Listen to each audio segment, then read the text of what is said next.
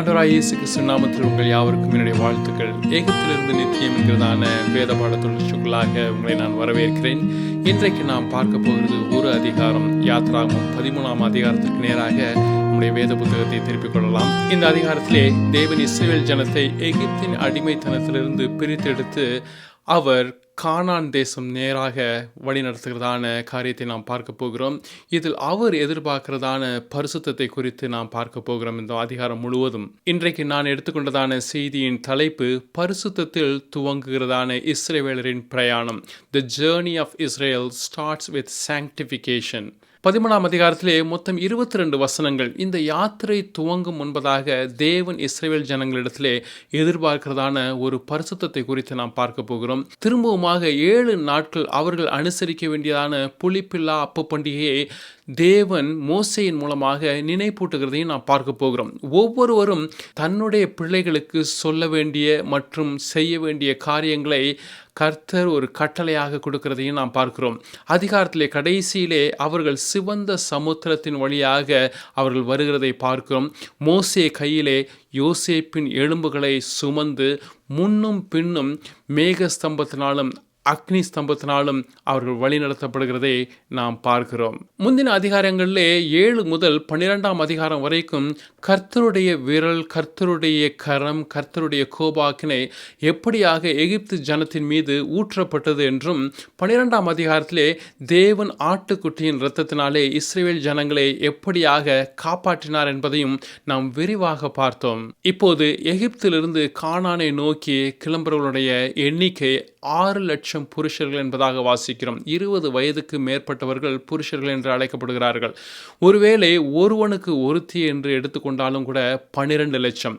ஒருவேளை ஒரு குடும்பத்துக்கு 2 பிள்ளைகள் என்று எடுத்துக்கொண்டாலும் கூட ஏறக்குறைய 24 லட்சம். 2.4 million people they started from Egypt to Canaan. I would call this is a mega church. 2.5 million people led by the senior pastor Moses and the assistant pastor Aaron, and surrounded by many elders, and including the sister Miriam, the helper, the prophetess, the worship leader. இப்பொழுது நாம் 13ஆம் அதிகாரத்தை நாம் திருப்பிக் கொள்ளலாம். 1ஆம் வசனத்துக்கு நேராக கர்த்தர் மோசேயை நோக்கி, இஸ்ரவேல் புத்திரருக்குள் மனிதரிலும் மிருக ஜீவன்களிலும் கற்பம் திறந்து பிறக்கிற முதற் பேர் அனைத்தையும் எனக்கு பரிசுத்தப்படுத்து, அது என்னுடையது என்றார். அப்பொழுது மோசே ஜனங்களை நோக்கி, நீங்கள் அடிமைத்தன வீடாகிய எகிப்திலிருந்து புறப்பட்ட இந்த நாளை நினையுங்கள். கர்த்தர் பலத்த கையினால் உங்களை அவ்விடத்திலிருந்து புறப்பட பண்ணினார். ஆகையால் நீங்கள் புளித்த அப்பம் புசிக்க வேண்டாம். ஆபீப் மாதத்தின் இந்த நாளிலே நீங்கள் புறப்பட்டீர்கள். 13ஆம் அதிகாரத்திலே தேவன் முதலாக கொடுக்கிறதான கட்டளை என்ன தெரியுமா? சாங்டிஃபை. இந்த பயணமானது, இந்த கிறிஸ்தவ பயணமானது சாங்டிஃபை என்கிறதான ஒரு கட்டளையோடு துவங்குகிறதான பயணம்ங்க. The word sanctification comes from Latin. Latin மொழியிலிருந்து பெயர்க்கப்பட்டதான வார்த்தை தான் sanctification, sanctus, holy, sanctification, to set apart for a special use or purpose. பரிசுத்தம் என்கிறதான வார்த்தையின் அர்த்தம் நீங்கள் உங்களை கர்த்தருக்கென்று பிரித்து கொள்வது. தனிமையின் வாழ்க்கை அல்ல, உலக காரியங்களிலிருந்து பிரிந்து வாழ்வது. The holiness, sanctification doesn't mean that you are called to be isolated, but you are called to be separated from this world. இந்த உலகம், பிசாசு, மாமிசம் கொடுக்கிறதான 3 காரியங்கள் 1 யோவான் 2ஆம் அதிகாரம் 16வது வசனத்திலே நாம் வாசிக்கிறோம். மாம்சத்தின் இச்சை, கண்களின் இச்சை, ஜீவனத்தின் பெருமை, இதிலிருந்து நம்மை பிரித்து கொண்டு வாழ்வதுதான் பரிசுத்தம். இன்ட்ரெஸ்டிங்லி இந்த வார்த்தையானது சாங்டிஃபை என்கிறதான வார்த்தை முதல் முறையாக வேதத்தில் வருவது ஆதியாமம் 2ஆம் அதிகாரம் 3வது வசனத்திலே. அதை யார் செய்தது தெரியுமாங்க? தேவன் செய்தார். ஆதியாமம் 2ஆம் அதிகாரம் 3ஆம் வசனம், தேவன் ஓய்வு நாளாகிய 7ஆம் நாளை ஆசீர்வதித்து அதை பரிசுத்தமாக்கினார். God blessed the 7th day and sanctified it. ஆதியாமம் 2ஆம் அதிகாரத்திலே வந்ததான வார்த்தை sanctify, பரிசுத்தம் என்கிறதான வார்த்தைக்கு அடுத்தபடியாக வருகிறதான சாப்டர் யாத்திராகமம் 13ஆம் அதிகாரம் 2வது வசனம். ஆதியாகமத்திலே தேவன் 7ஆம் நாளை ஆசீர்வதித்து பரிசுத்தப்படுத்தினது மாத்திரமல்ல, பின்பு ஆதாமும் ஏவாளும் செய்ததான பாவத்தின் நிர்வாணத்தை மூடுவதற்காக ஒரு ஆட்டுக்குட்டியை அடித்து அதனுடைய இரத்தத்தினால் அல்ல, அதனுடைய தோலினால் ஒரு தோல் உடையை உண்டு பண்ணி அவருடைய நிர்வாணத்தை மூடினார் என்பதாக வாசிக்கிறோம். ஆனால் யாத்ராமம் 12ஆம் அதிகாரத்திலே பஸ்கா ஆட்டுக்குட்டியின் இரத்தத்தினாலே இஸ்ரவேல் ஜனங்கள் உயிர் தப்பும்படியாக அந்த இரத்தத்தினாலே அவருடைய ஜீவனை காத்தார் என்பதாக வாசிக்கிறோம். ஆனால் 2000 வருடங்களுக்கு முன்பதாக தேவன் தேவாட்டுக்குட்டியான இயேசு கிறிஸ்துவின் இரத்தத்தினாலே நம்முடைய சகல பாவங்களையும் மூடுவதற்கு அல்ல, மன்னிக்கப்படுவதற்கு ஒரு வழியை உண்டு செய்தார். Not to cover our sins, but he made a way, an atonement, substitute to cleanse and forgive our sins. எவனுடைய மீறுதல் மன்னிக்கப்பட்டதோ, எவனுடைய பாவம் மூடப்பட்டதோ அவன் பாக்கியவான்.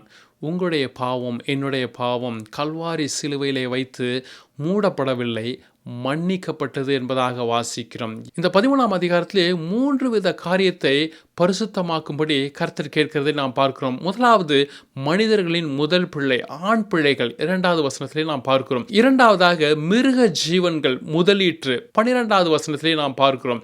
மூன்றாவதாக, கழுதையின் தலையீற்று 13வது வசனத்திலே பார்க்கிறோம். இந்த 3 காரியங்கள் 13ஆம் அதிகாரம் 2வது வசனத்தை நாம் பார்க்கும் பொழுது, மனிதரிலும் மிருக ஜீவன்களிலும் கற்பம் திறந்து பிறக்கிறதான முதற் பேர் அனைத்தையும் எனக்கு பரிசுத்தப்படுத்து, அது என்னுடையது என்றார். முதலாவதாக, மனிதர்களின் முதல் பிள்ளை, ஆண் பிள்ளை, நம்முடைய வாழ்க்கையின் முக்கிய பகுதியான ஆவி, ஆத்மா, சரீரம். முதற் பிள்ளை என்று சொல்லும் பொழுது இப்படியும் கூட நாம் சொல்லலாம், ஆத்துமாதான் அவருக்கு முதல் பிள்ளை. ஒவ்வொரு ஆத்துமாக்களும் தேவனுக்கு சொந்தமானது. எசேக்கியேல் 18ஆம் அதிகாரம் 4வது வசனத்தில் இப்படியே வாசிக்கிறோம், இதோ எல்லா ஆத்துமாக்களும் என்னுடையவைகள், தகப்பனின் ஆத்துமா எப்படியோ அப்படியே மகனின் ஆத்துமாவும் என்னுடையது, பாவம் செய்கிற ஆத்மா சாகும்.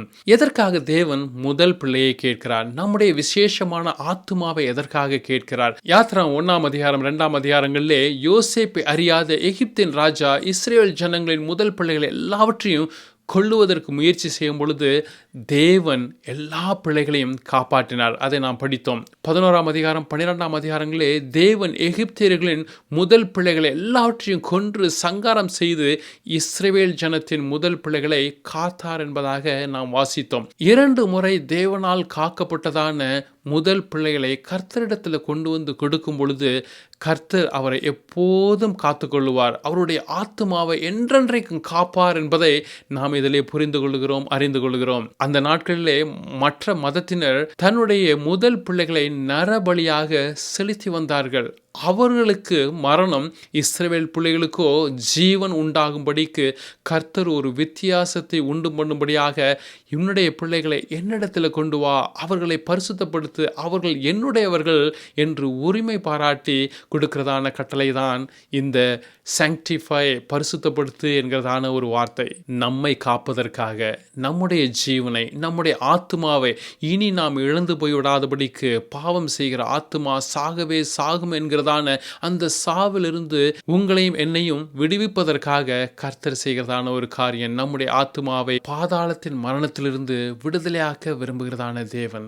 இதே போல இயேசுவின் வாழ்க்கையிலும் கூட இயேசு பிறக்கும் பொழுது ஏரோது ராஜா 2 வயது ஆண் பிள்ளைகள் எல்லாரையும் கொன்று போடுகிறதை நாம் பார்க்கிறோம். அதிலிருந்து தேவன் இயேசுவை தப்பிக்க செய்ததால் யோசேப்பும் மரியாளும் இயேசுவை 8ஆம் நாளிலே எருசலேமின் தேவாலயத்திற்கு கொண்டு சென்றார்கள் என்பதாக வாசிக்கிறோம். லூக்கா 2ஆம் அதிகாரம் 21வது வசனத்திலே இயேசுவுக்கு 8ஆம் நாளிலே விருத்த சேதனம் நடக்கிறது. 23வது வசனத்திலே நாம் பார்க்கிறோம், நியாயப்பிரமாணத்தின்படி முதற் பேரான எல்லா பிள்ளைகளையும் கர்த்தருக்கு என்று ஒப்பு கொடுக்கவும் என்பதாக வாசிக்கிறோம். கர்த்தரையே தேவனுக்கு ஒப்பு கொடுத்தார்கள். They offered Lord unto the Lord. இரண்டாவதாக கர்த்தர் கேட்பது மிருக ஜீவன்களின் முதலீற்று, ஆண்கள்.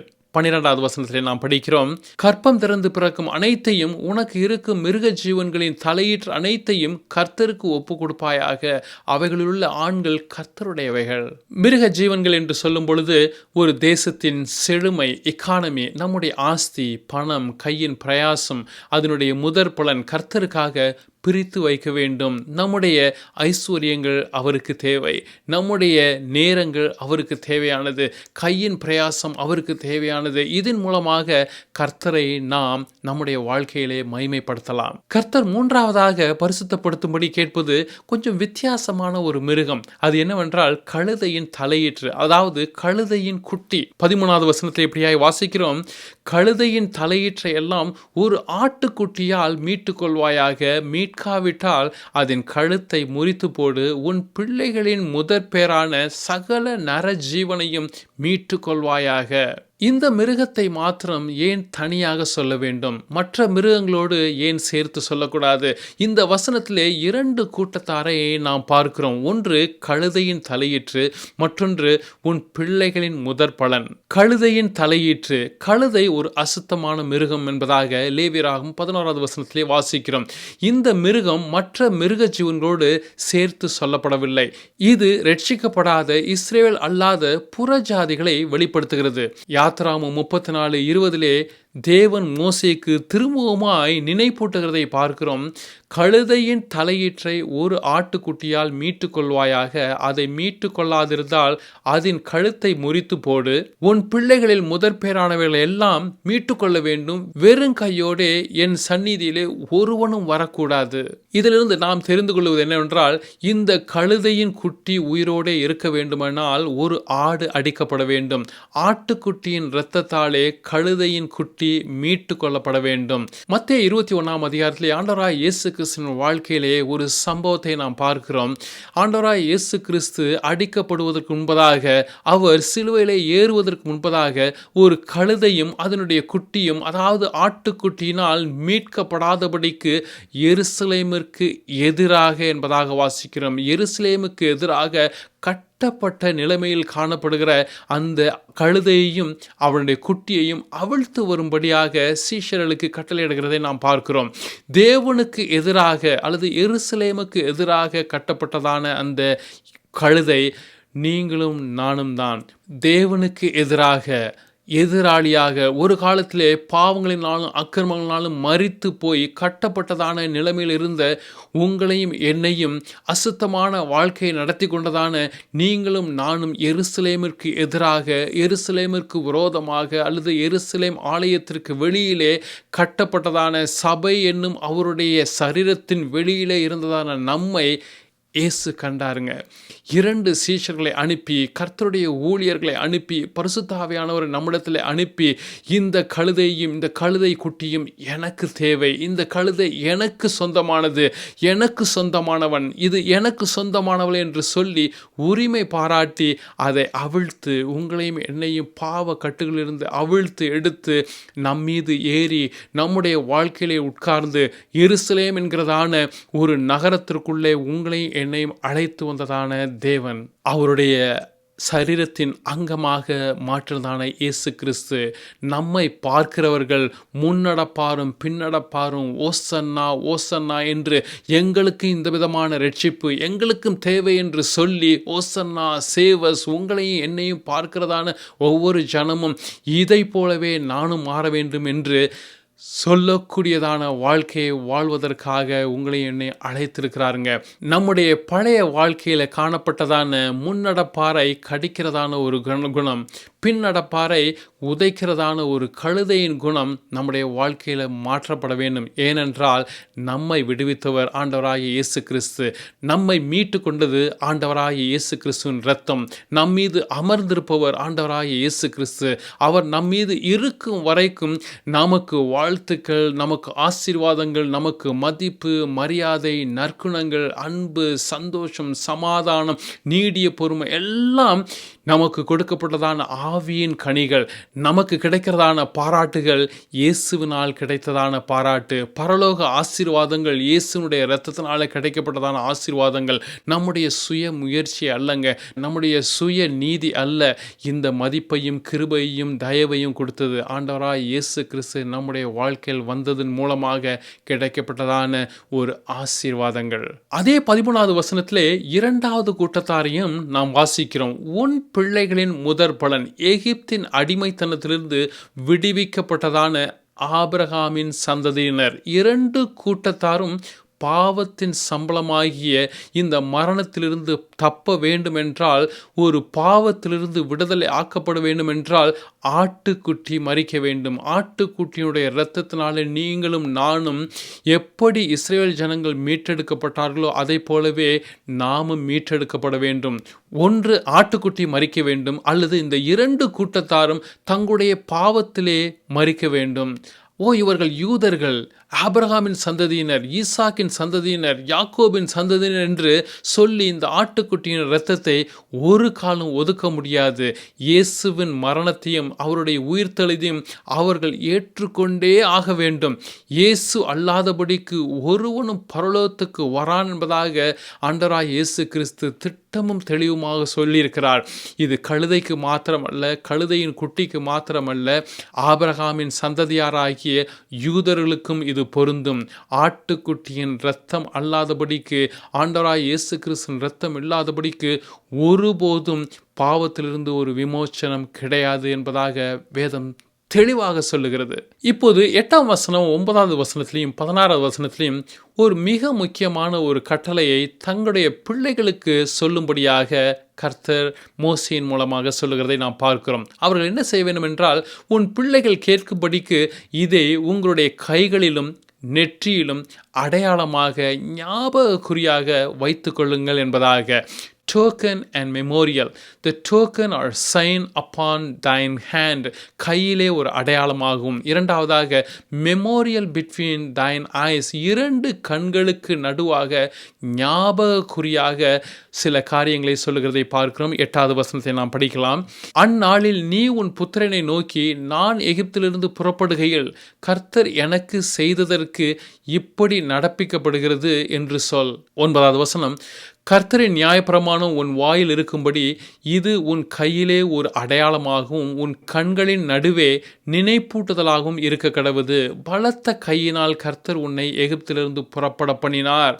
16வது வசனம், கர்த்தர் எங்களை பலத்த கையினால் எகிப்திலிருந்து புறப்பட பண்ணினதற்கு இது உன் கையில் அடையாளமாகவும் உன் கண்களின் நடுவே ஞாபக குறியாகவும் இருக்க கடவுது என்று சொல்வாயாக என்றான். இந்த அதிகாரத்தில் வருகிறதான சந்ததி மிக முக்கியமான சந்ததி. இவர்கள் மாத்திரம்தான் தங்களுடைய கண்களால், சொந்த கண்களாலே கர்த்தர் தேவன் செய்ததான அற்புதங்களையும் அடையாளங்களையும் பார்த்ததான ஒரு சந்ததி. இவர்கள் செய்ய வேண்டியதான ஒரு மிக முக்கியமான காரியம் சாட்சியாக நிற்பது. முதலாவதாக சாட்சியாக சபையிலே அல்ல, குடும்பத்திலே பிள்ளைகளுக்கு முன்பதாக நிற்பது மிக முக்கியமான ஒரு காரியம். 8ஆம் வசனத்திலே, அந்நாளிலே நீ உன் புத்திரனை நோக்கி, நான் எகிப்திலிருந்து புறப்படுகையில், நான் என்கிறதான வார்த்தையை அண்டர்லைன் பண்ணிக்கங்க. நாங்கள் அல்ல, நான் என்கிறதான ஒரு வார்த்தை பயன்படுத்தப்பட்டிருக்கிறது. Personal testimony. இந்த நாட்டிலே பிள்ளைகள் தகப்பனையும் தாயையும் பார்த்து கேட்கும் பொழுது, அப்பா உங்களை கர்த்தர் ஆண்டவராய் இயேசு கிறிஸ்து எப்படியாக விடுவித்தார், உங்களுடைய பாவத்திலிருந்து, பழைய வாழ்க்கையிலிருந்து எப்படியாக விடுவித்தார் என்கிறதான ஒரு வார்த்தையை கேட்கும் பொழுது நீங்கள் சொல்லுவதற்கு ஆயத்தம் உள்ளவர்களாக இருக்க வேண்டும். நாங்கள் என்று சொல்லக்கூடாது. நான், என்னை எப்படியாக விடுவித்தார், எங்களை அல்ல, எங்களுடைய குடும்பத்தை அல்ல, நான் கிறிஸ்தவ குடும்பத்தில் பிறந்ததுனால நான் விடுவிக்கப்பட்டேன் என்றல்ல, என்னை கர்த்தர் இயேசு எப்படியாக சிலுவையிலே வைத்து சந்தித்து என்னை பாவத்திலிருந்து விடுவித்தார் என்பதை நாம் நம்முடைய பிள்ளைகளுக்கு சொல்லுவதற்கு கடமைப்பட்டிருக்கிறோம்.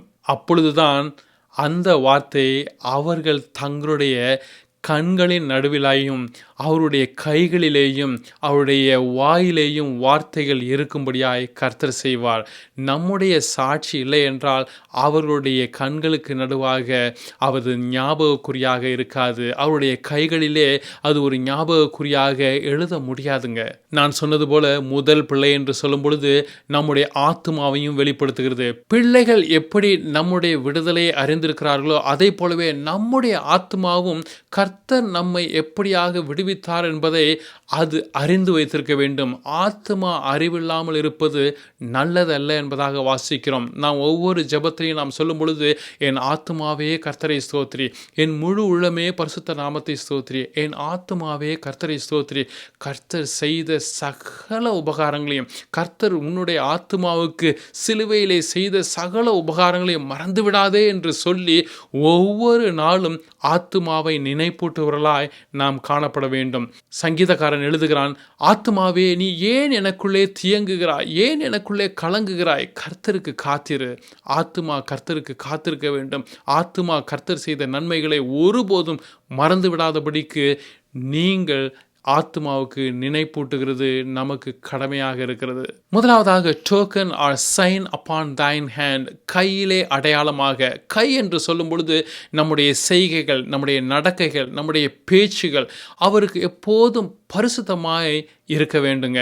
இரண்டாவதாக மெமோரியல் பிட்வீன் thine eyes, உன் கண்களின் நடுவே ஞாபகக்குறியாக இருக்க கடவுது. கண்களின் நடு என்று சொல்லும் பொழுது சிந்தையின் பிறப்பிடம், நெற்றியிலே சிந்தையின் பிறப்பிடம். நம்முடைய சிந்தைகள், எண்ணங்கள், நினைவுகள் எல்லாமே கர்த்தருக்கு பரிசுத்தமாய் இருக்க வேண்டும்.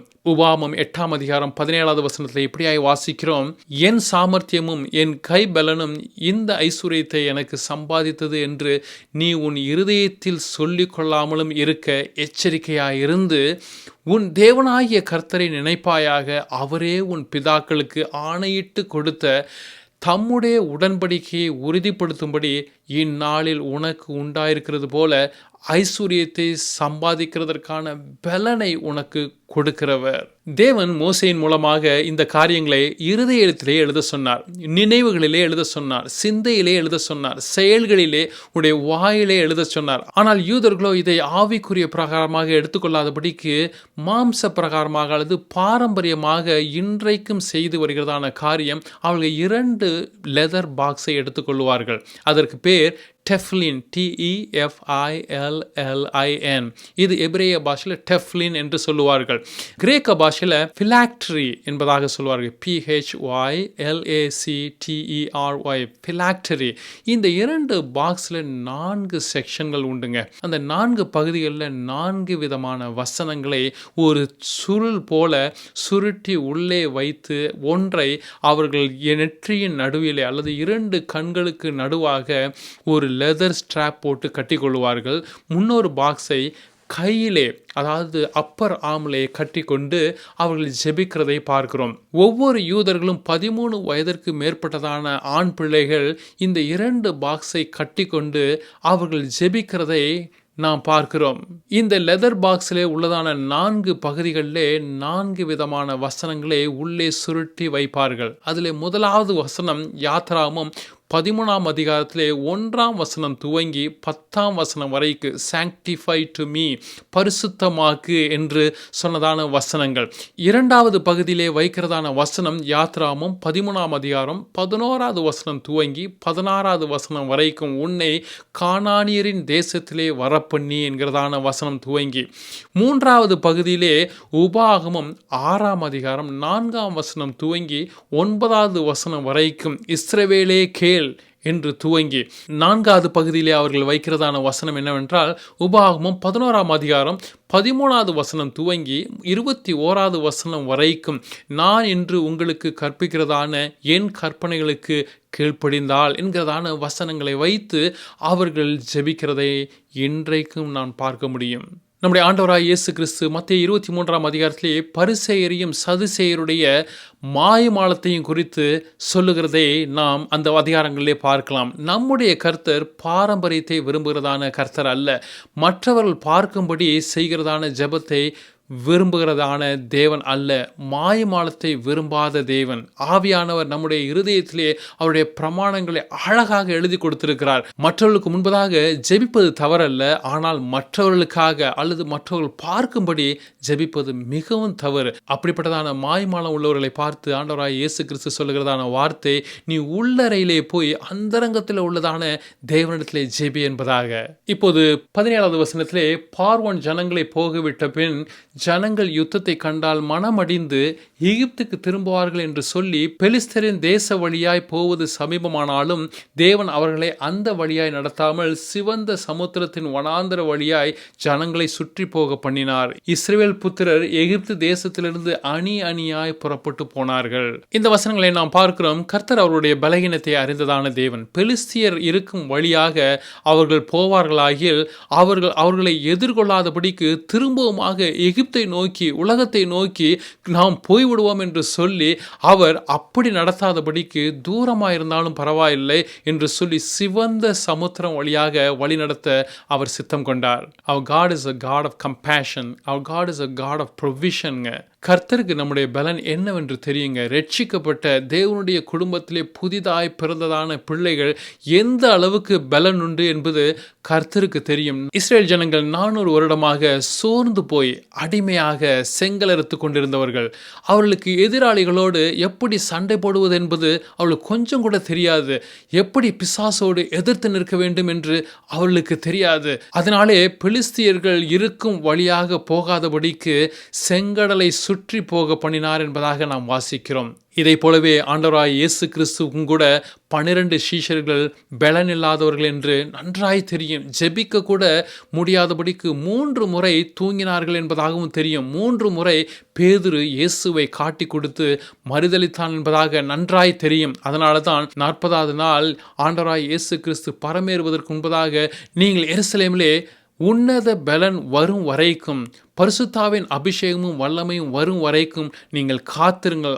அதற்கு அப்புறமாக Jerusalem, Judea, Samaria and uttermost part of the world அல்லது உலகத்தின் முடிவு பரியந்தம் நீங்கள் போய் எனக்கு சாட்சிகளாக இருங்கள் என்று ஆலோசனையாக அல்ல கட்டளையாக சொன்னார் என்பதை அப்போஸ்தலர் நடபடிகள் 1ஆம் அதிகாரம் 4வது வசனத்திலையும் 8வது வசனத்தையும் நாம் பார்க்கலாம். அந்த கட்டளையை ஏற்றுக்கொண்டதான 12 சீஷர்கள் பேதுருவும் அவன் 3 பேரிடம் நிற்க முடியாத அவன் 3000 பேருக்கு முன்பதாக நிற்க செய்ததான பரிசுத்தாவின் வல்லமைங்க.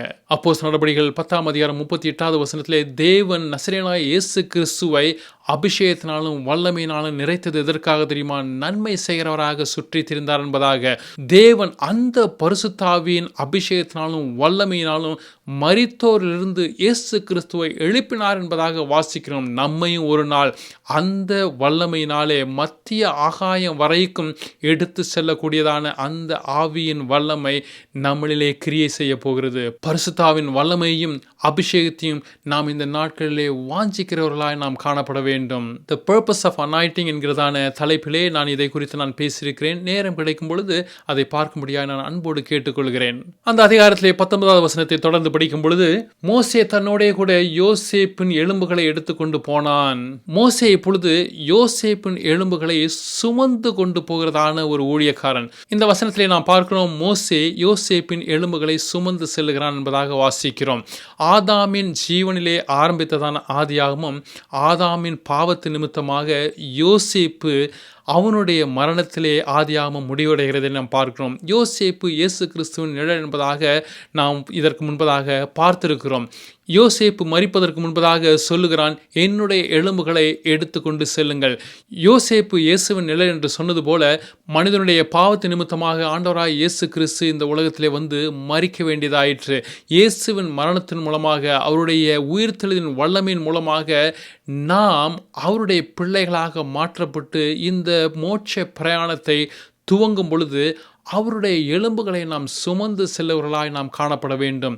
இந்த காரியத்தை செய்கிறது யார் என்றால் மோசே. மோசே ஒரு கர்த்தருடைய ஊழியக்காரன். மோசே யோசேப்பின் எலும்புகளை சுமந்து சென்றது போல ஒவ்வொரு சபையிலும் உள்ளதான ஊழியக்காரன் ஆண்டவராய இயேசு கிறிஸ்துவின் எலும்புகளை, அதாவது சிலுவையின் உபதேசத்தை தூக்கி பிடிக்கிறவனாய் சுமந்து போகிறவனாய் காணப்பட வேண்டும். அந்த எலும்புகள் இயேசுவின் எலும்புகளைப் போல முறிக்கப்படாதிருக்க வேண்டும். இயேசுவின் எலும்புகளைப் போல வளைக்கப்படாதிருக்க வேண்டும். இயேசுவின் எலும்புகளைப் போல உபதேச சட்டமானது, உபதேசங்கள் சீர்குலையாதபடிக்கு காக்க வேண்டியது ஒவ்வொரு ஊழியக்காரனுடைய கரங்களிலே கொடுக்கப்பட்டதான கட்டளையாக இருக்கிறது. ஒருவேளை இப்படிப்பட்டதான சிலுவையின் உபதேசம் மற்றவருடைய பார்வையிலே பைத்தியமாக தோன்றலாம். 1 கொரிந்தியரிலே படிக்கிறோம், சிலுவையின் உபதேசமானது கெட்டு போர்களுக்கு பைத்தியம், அனுதினமும் ரட்சிக்கப்படுகிற நமக்கோ அது தேவனுடைய பலன் என்பதாக பவுல் சொல்லுகிறதை நாம் பார்க்கிறோம். இப்போது கடைசி வசனம் 22வது வசனத்திலே நாம் இப்படியாக வாசிக்கிறோம், பகலிலே மேகஸ்தம்பமும் இரவிலே அக்கினி ஸ்தம்பமும் ஜனங்களிடத்திலிருந்து விலகி போகவில்லை. இதை கேட்கிறதான அன்பின் சகோதரனே சகோதரியே, நம்முடைய மோட்ச பிரயாணத்தில் நம்மோடு கூட வருகிறது என்ன தெரியுமாங்க? ஆண்டவராகிய இயேசு கிறிஸ்துவின் முறிக்கப்படாத எலும்புகள், முறிக்கப்படாத உபதேசங்கள், சிலுவையின் உபதேசங்கள் நம்மளோடு கூட வருகிறது. தேவனுடைய மகிமையும் நம்மோடு கூட வருகிறது.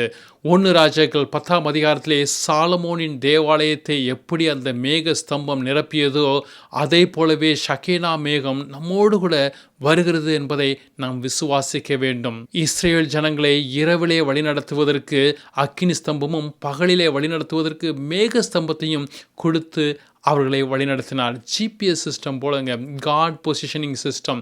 ஒருவேளை நம்முடைய பிரயாணங்களிலே இந்த உலகம் காட்டுகிறதான GPS சிஸ்டம் ஷார்ட்கட்டாக இருக்கலாம். ஆனாலும் கடவுள் கொடுக்கிறதான GPS சிஸ்டம் ஒருவேளை லாங் ரூட்டாக இருக்கலாம், காலம் தாழ்த்தி கிடைக்கலாம். கவலைப்படாதீர்கள், கர்த்தருக்கு நன்றாய் தெரியும், நம்முடைய பலன் தெரியும், எப்பொழுது கொடுக்க வேண்டும் என்று அவர் நம்மை அறிவார். ஏனென்றால் நம்மளை அழைக்கிறவர் உண்மையுள்ளவர், அவர் அப்படியே செய்வாருங்க. இஸ்ரேல் ஜனங்களுக்கு GPS சிஸ்டம் மாத்திரம் கொடுக்கவில்லை, weather control system, the best weather control system God has given them. வெயில் அடிக்கும் பொழுது சுகமான மேக ஸ்தம்பம், ரொம்ப குளிர் அடிக்கும் பொழுது அக்கினி ஸ்தம்பம், பரிசுத்தாவின் அபிஷேகத்தையும் வல்லமையும் ஒரு கிறிஸ்தவனுக்கு கொடுத்து அழகாக வழிநடத்துகிறதான தேவன்க. அந்த அக்கினி ஸ்தம்பமும் மேக ஸ்தம்பமும் கடைசி வரைக்கும் அவர்களை விட்டு நீங்கவே இல்லை என்பதாக வாசிக்கிறோம். நம்முடைய வாழ்க்கையிலும் கூட பகலிலே வெயிலாகிலும் இரவிலே நிலவாகிலும் சேதப்படுத்துவதில்லை என்று வாக்குரைத்ததான தேவன்க. இதை கேட்கிறதான அன்பின் சகோதரனே சகோதரியே, எப்படி தேவன் இஸ்ரேல் ஜனங்களை அழகாய் வழி நடத்தினாரோ, இரவிலே அக்கினி ஸ்தம்பம், பகலிலே மேக ஸ்தம்பத்தினாலே வழிநடத்தினாரோ அதே போலேயே உங்களையும் வழிநடத்த வல்லவர். ஆசரிப்பு கூடாரத்தில் வந்து இறங்கிதான ஷக்கேனா மேகம், ஆசரிப்பு கூடாரத்தில் வந்து இறங்கிறதான அவருடைய மகிமை உங்களையும் என்னையும் ஒரு நாள் ஆசரிப்பு கூடாரமாக முழுவதுமாய் மாற்றி அவர் மகிமைக்கு நம்மளை உட்படுத்துவார். கர்த்தர் நம்மை மகிமைப்படுத்தும் வரைக்கும் நமக்கு கொடுக்கப்பட்டதான பரிசுத்தாவின் அபிஷேகத்தையும் வல்லமையும் நாம் பிரயோஜனப்படுத்திக் கொள்வோம். அவரிடத்தில் இருந்ததான யோசேப்பின் எலும்புகளைப் போல நம்மிடத்தில் கொடுக்கப்பட்டதான சிலுவையின் உபதேசத்தை நாம் பிடித்து கொள்வோம். நாம் அவருடைய சரீரத்தின் அவயவங்களாக, அவருடைய மாம்சத்திற்கும் அவருடைய எலும்புகளுக்கும் உரியவர்களாக நாம் காணப்படுகிறோம். நாம் அவருக்கு சொந்தமான ஜனம், அவர் நம்முடைய தேவன். கர்த்தர் நம்மை விட்டு ஒருபோதும் விலக மாட்டார். அவருடைய சமூகம் எப்போதும் நம்மளை சுற்றி சூழ்ந்து காணப்படும் என்பதாக நாம் விசுவாசிப்போம். நாம் இன்றைக்கு கேட்டதான இந்த வார்த்தைகள் மூலமாக கர்த்தர் தாமே நம்மோடு கூட தொடர்ந்து பேசுவாராக. கர்த்தர் தாமே நம்மை ஆசீர்வதிப்பாராக. ஆமேன்.